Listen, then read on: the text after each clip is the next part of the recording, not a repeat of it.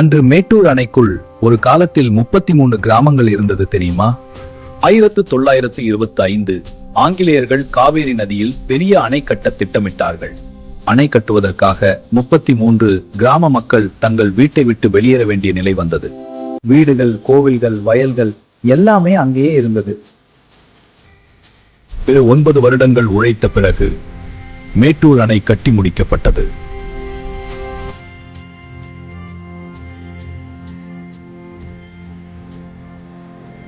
அணை நிரம்ப ஆரம்பித்ததும் அந்த 33 கிராமங்கள் மெதுவாக தண்ணீரில் மூழ்க ஆரம்பித்தது. இன்றும் தண்ணீர் குறைந்தால் அந்த பழைய கோவில்களின் சுவர்கள் நந்தி சிலை தெரியும் என்கிறார்கள். அந்த கிராமங்களின் கதைகள் இன்னும் மேட்டூர் நீருக்குள் மறைந்து கிடக்கிறது. இன்று அந்த அணைதான் தமிழ்நாட்டின் பல மாவட்டங்களுக்கு உயிர் கொடுக்கிறது.